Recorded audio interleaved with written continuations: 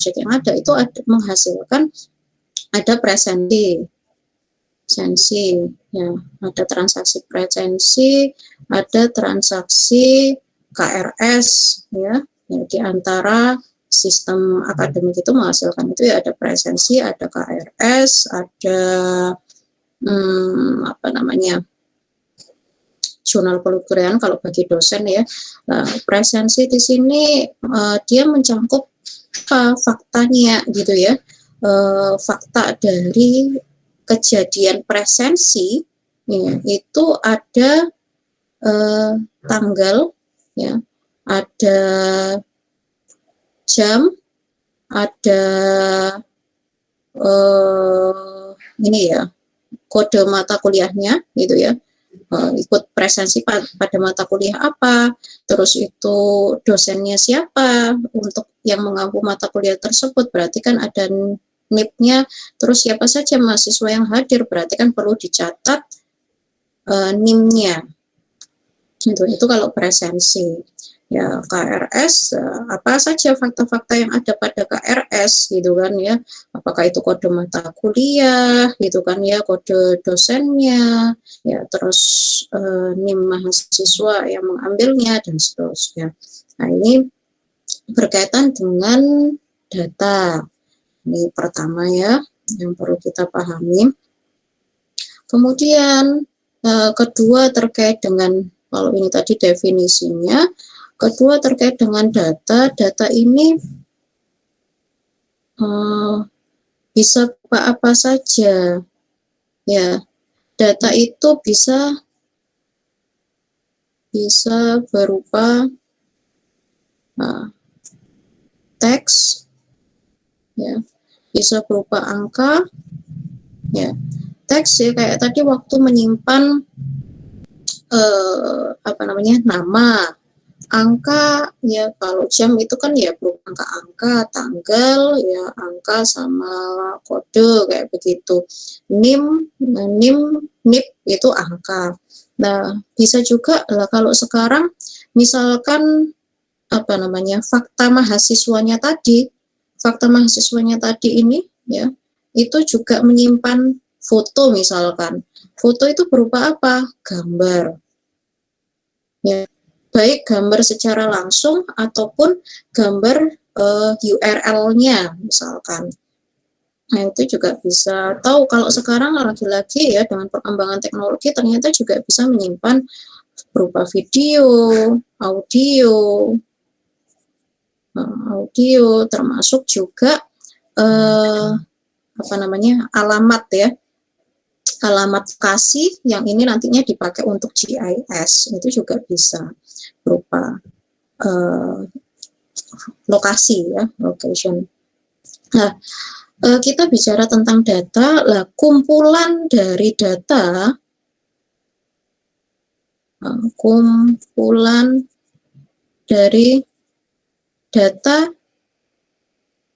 yang berelasi itu yang disebut sebagai database.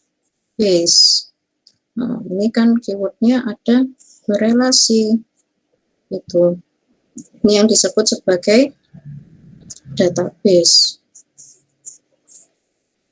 Nah, database ini kalau dilihat dari sisi dia mencangkup data berupa apa saja atau bisa menyimpan apa saja, itu bisa kita bedakan. Ada yang disebut sebagai tradisional database ya, kalau dia menyimpannya teks sama angka. Ada yang kalau kemudian bisa menyimpan gambar, video, audio, maka dia bisa disebut sebagai multimedia database ya. Atau kalau tadi yang selanjutnya menyimpan lokasi ya, ini biasanya dipakainya juga ada kaitannya sama GIS, database apa namanya, GIS gitu ya. Nah, ini kalau dilihat dari sisi jenis-jenis ya database berdasarkan data yang disimpan. Ya, berdasarkan data yang disimpan. Lah, Atau ya kalau dari aspek ya apa namanya, cakupannya, lingkupnya, database ini ada, atau bisa kita bilang ada yang itu saya tak benerin tulisannya, tradisional database, ada ya juga data warehouse kalau dilihat dari lingkupnya. Nah, tradisional database ini dia berisi ya itu data-data tentang transaksi yang kita simpan. Transaksi yang kita simpan ya. Transaksi yang apa saja. Misalkan ini ya, ada data penjualan, KRS, presensi, dan transaksi lain-lain gitu ya. Transaksi perbankan gitu, atau transaksi apa aja gitu ya. Ini berarti cakupannya adalah tradisional database. Ada lagi yang lebih luas, itu ada data warehouse. Nah, ini nggak masuk pada pembahasan kita, tadi sifatnya hanya pengenalan di akhir gitu ya. Kalau lebih dalamnya data warehouse ada di mata kuliah pilihan. Nah, ini biasanya datanya itu lebih besar dan berkaitan dengan hal-hal yang lain termasuk juga historical dari data tersebut. Historical dari data tersebut itu maksudnya kayak masa lalunya gitu ya, masa lalunya, atau ini ya, punya data kelulusan tahun 2016, data kelulusan tahun 2017, data kelulusan tahun 2019, data kelulusan tahun selanjutnya ya 2019, 2020 sampai seterusnya. Nah, punya data history semacam itu terkait dengan data tersebut, sehingga dengan data warehouse ini yang data yang cakupannya lebih besar tadi itu bisa dilakukan proses analisis, ada proses analisis di atasnya ya, analisis data. Ya, proses analisis data di atasnya itu ya nanti kaitannya dengan ada data mining. Memining data bisa dilakukan apa? Prediksi masa studi mahasiswa jurusan teknik informatika. Ya, atau kemudian ini ya, klasifikasi kelulusan mahasiswa kayak begitu, mana yang lulusnya tepat waktu dengan yang tidak tepat waktu ya, itu bisa dilakukan analisis data dengan kumpulan data yang jumlahnya besar dan tadi lebih kompleks karena ada kaitannya dengan hal-hal yang lain, apakah itu kaitannya dengan histori data tersebut alias kayak tahun-tahun, kumpulan dari tahun-tahun yang lainnya yang sebelumnya, sehingga bisa dilakukan analisis ya terhadap data tersebut. Itu kalau data warehouse. Ini kalau dilihat dari tugasnya atau terus dari cakupannya, ada yang tradisional, ada juga data warehouse. Nah, kemudian untuk mengolah data tersebut tentu kita butuh yang namanya tools ya, kita butuh tools dari database. Ini disebutnya sebagai DBMS, Database Management System. Nah, Database Management System ini apa sih? Ini software. Ini software bisa dibilang software pengelola ya. Software pengelola database. Nah, software pengelola database itu adalah DBMS. Yang syarat dari DBMS itu dia harus bisa mendefinisikan data tersebut, termasuk juga bisa konstruk dan juga bisa melakukan manipulate ya, manipulate ya, melakukan penambahan data, melakukan pencarian data, melakukan penghapus data, lah itu. Ya, mendefinisikan data ini tipenya apa, dibatasin enggak jumlah karakternya, kayak begitu. Nah, terus bisa mengkonstruk ya, termasuk membuat relasi antar data ya, dan juga bisa memanipulasi, menambahkan, menghapus ataupun mencari, begitu. Contohnya apa? Banyak contohnya. Tadi sempat saya sebut contohnya itu ada Oracle, ya, ada SQL Server, ada juga Microsoft Access, ya, terus ada apa namanya MySQL,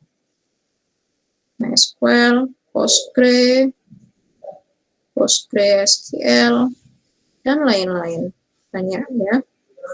Nah, banyak contoh tools database yang bisa digunakan. Yang jelas tools tersebut ya, software tersebut harapannya bisa mendukung dalam melakukan pengolahan data, baik mendefinisikan, mengkonstruk, manipulasi. Nah, ini software. Nah, kalau kita bicara tadi ada database, ada softwarenya DBMS. Nah, yang membahas kedua ini, ilmu yang membahas tentang kedua ini, itu kaitannya ini sudah bicara tentang sistem.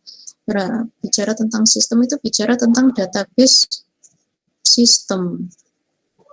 Karena bukan hanya tentang database-nya aja, tapi juga ngomongin tentang software-nya. Nah, elemen-elemen dari database system itu apa saja? Ya, satu, database itu sendiri, dua, ada DBMS, ya, software-nya, ya. Ada database-nya, kita punya data, ya, punya fakta yang memiliki objek atau kejadian dan itu dicatat, gitu kan ya. Dalam pencatatannya tentu kita tidak mencatat itu secara manual gitu ya, tapi dengan dibantu software-nya itu ada DBMS gitu ya. Nah, software tersebut di mana ini ya, software itu bisa digunakan, tentu kita juga butuh hardware yang mumpuni. Nah, makanya ini termasuk juga elemen dari database system yang ini ya, berhubungan gitu ya. Butuh ada database-nya, ada DBMS-nya, terus ada hardware-nya, yang itu memori apa namanya, kriteria memorinya itu mumpuninya itu berapa, begitu kan ya.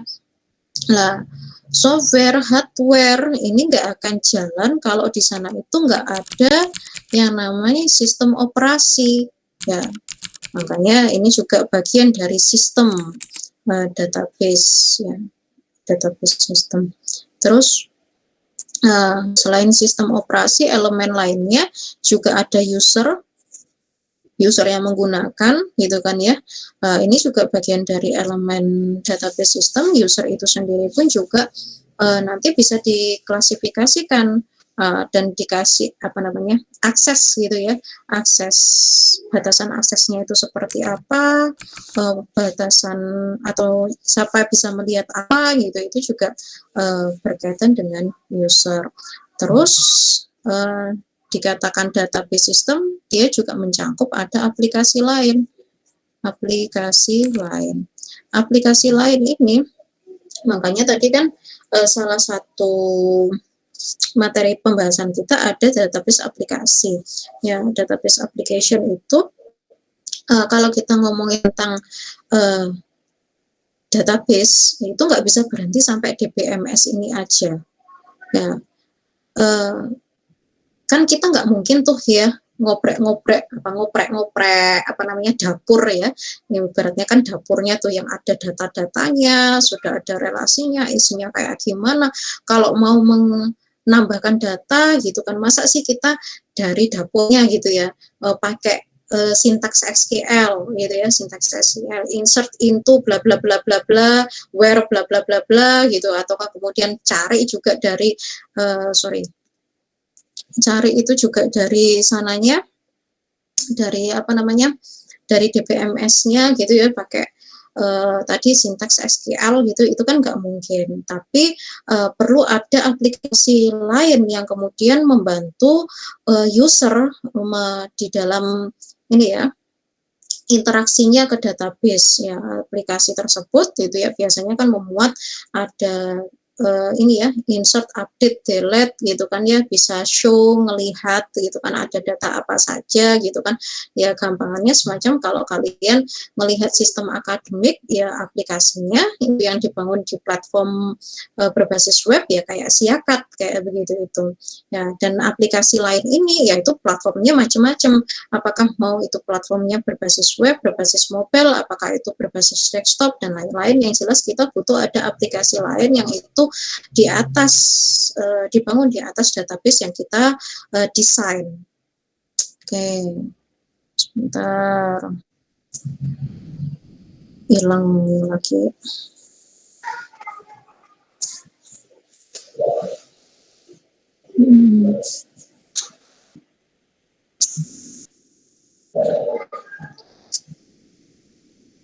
Nah, ini ada, sekali lagi ada 6 elemen dari database system.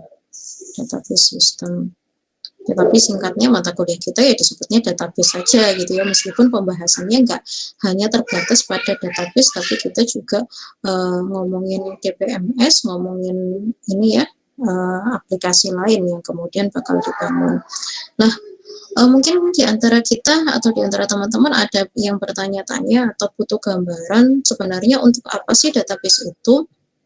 Ya, sederhananya database itu ini ya, biasanya dibangun di atasnya itu sistem informasi. Ya, ini kan yang terlihat di aplikasi tersebut itu ya. Nah, dengan database kita bisa membangun aplikasi-aplikasi yang itu berupa sistem informasi. Apakah sistem informasi akademik, atau perbankan, penjualan, sistem informasi persewaan gitu kan ya, perhotelan dan lain-lain. Nah, itu kita bisa membangun aplikasi-aplikasi tersebut. Makanya database ini menjadi basis yang penting ya, termasuk pada bidang software engineering gitu. Nah, keuntungan apa? Nah, keuntungan kalau kita menggunakan database ya, keuntungan kita menggunakan database, satu, ini multiple user.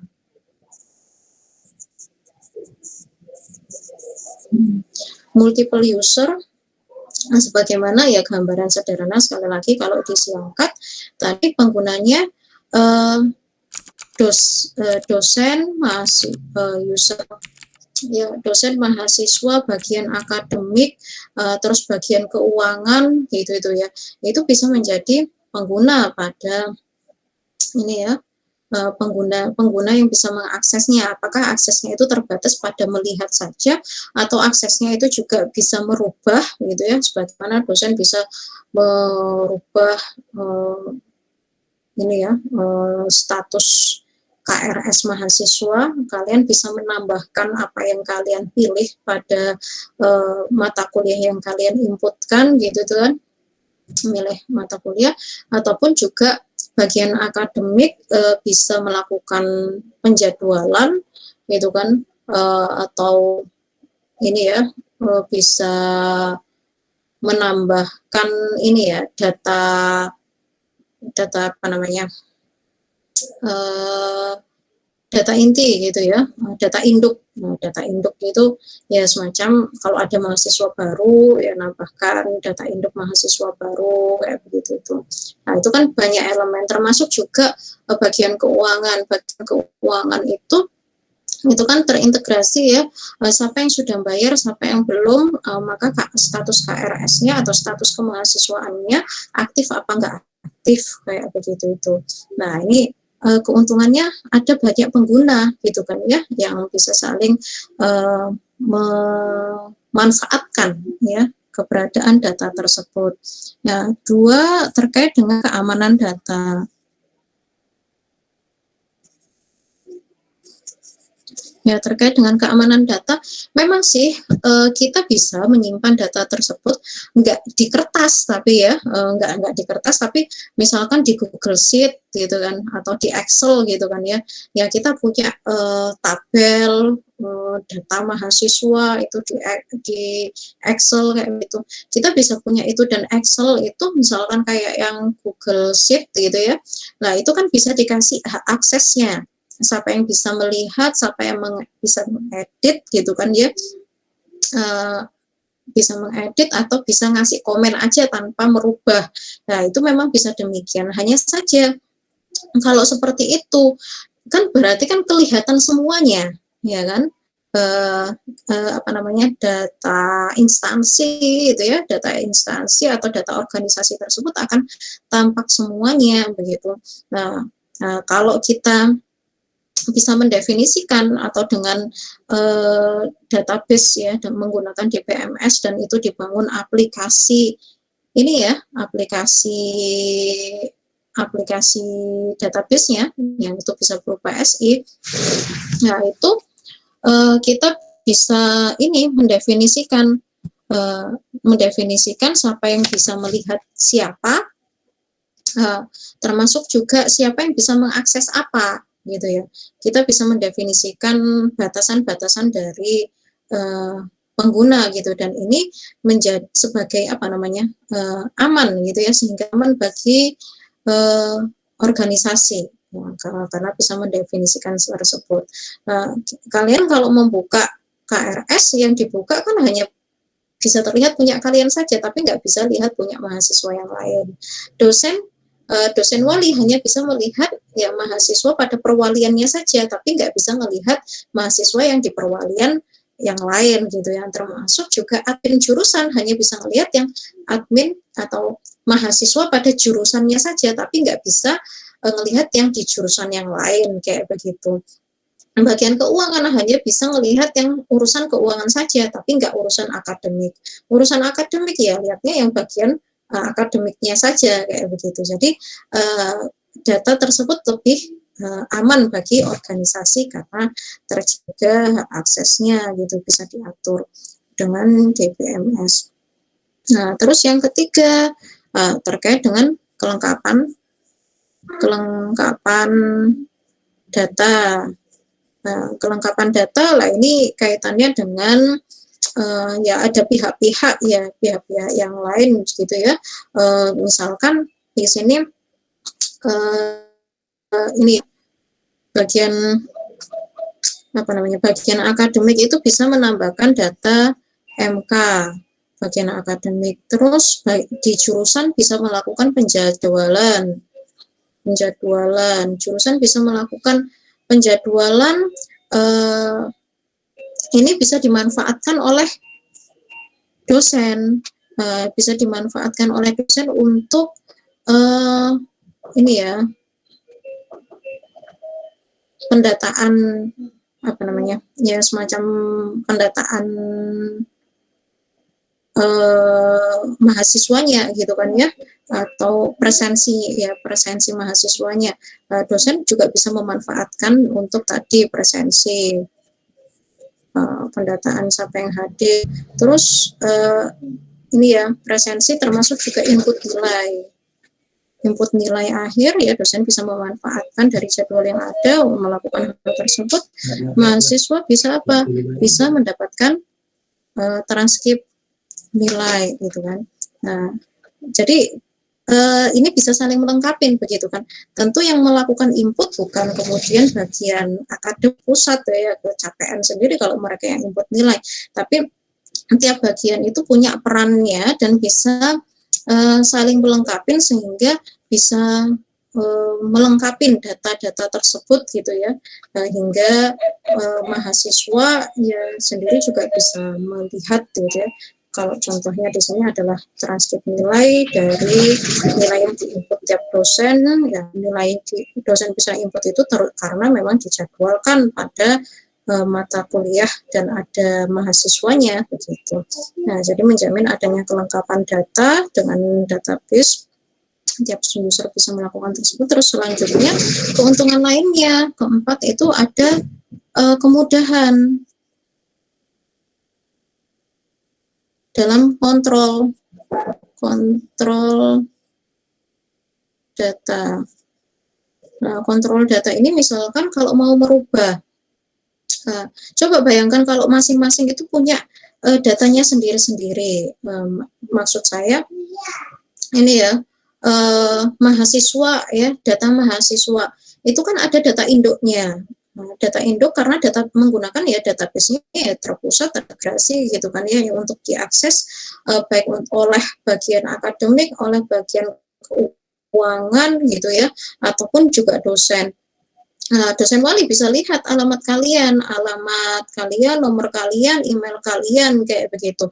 Nah, kalau misalkan yang sering berubah itu apa?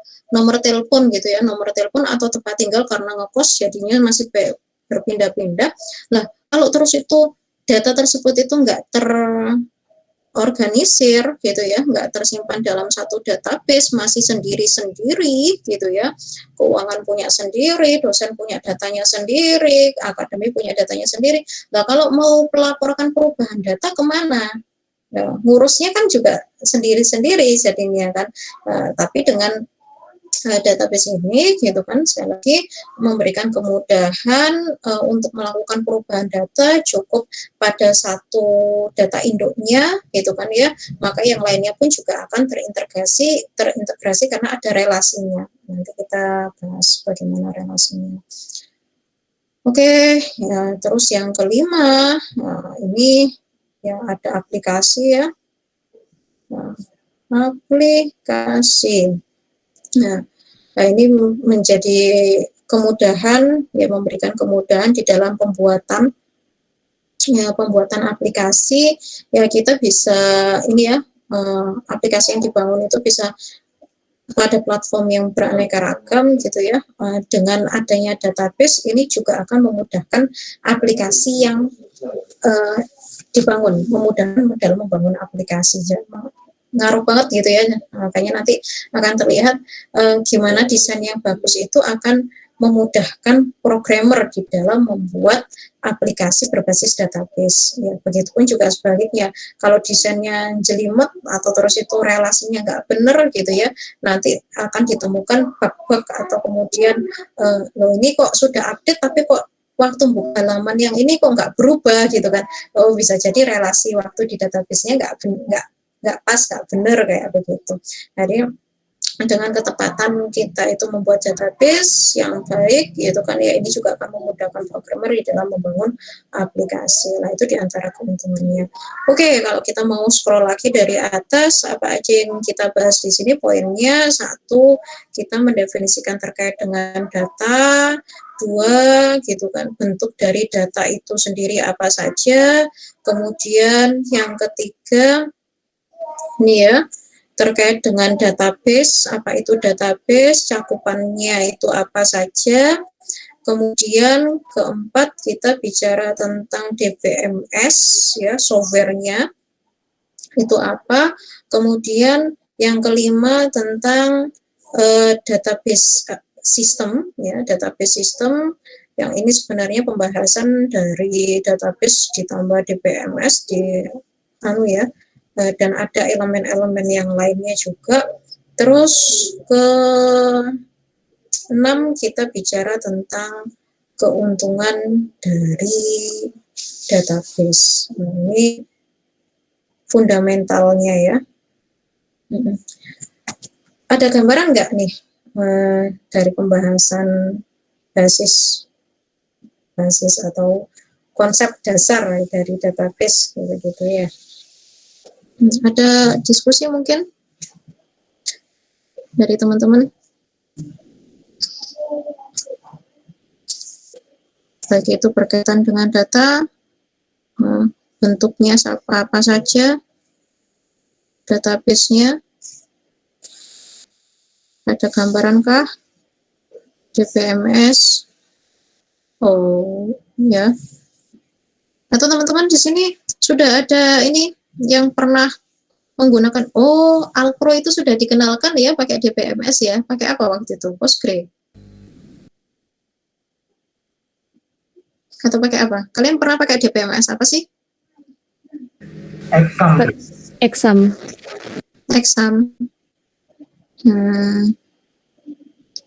Ya, ya, secara konsepnya ya SQL-nya, sintak SQL-nya juga nggak jauh-jauh beda, mirip kok. Ya, hanya apa namanya, tampilan dan mungkin batasan fitur-fiturnya begitu ya. Nah, antara DPMS itu keuntungannya. Oke. Monggo kalau ada diskusi sebelum kita see you next time.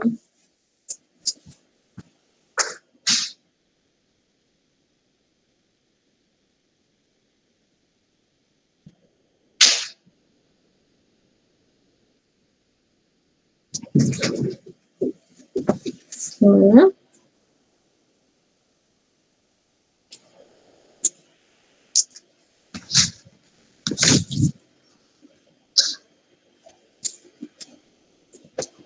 Ada yang mau disampaikan? Enggak? 40?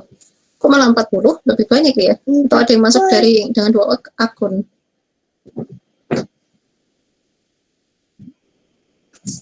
40 kurangi 2, saya pakai 2 akun. Tapi nggak apa-apa sih kalau ada kelas lain yang mau join. Saya nggak kasih batasan kok. Cukup? Enough? Kelas? Perkenalan kita.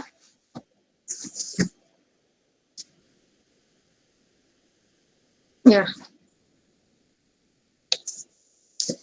Ya, saya anggap diamnya sudah beres ya. Insya Allah cukup, Bu. Ya, iya. Nah, insya Allah kita ketemu lagi minggu depan.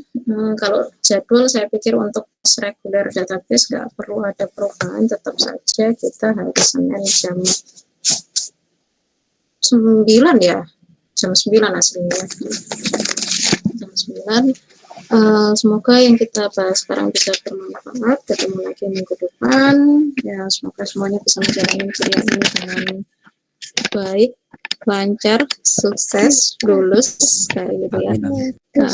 Dapat manfaat dan ininya. Kita tutup dengan istighfar dan doa penutup majelis. Dipersilakan.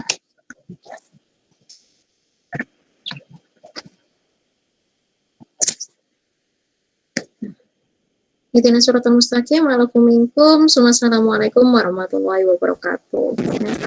Waalaikumsalam warahmatullahi wabarakatuh. Terima kasih. Ya, sama-sama. Terima kasih, Bu.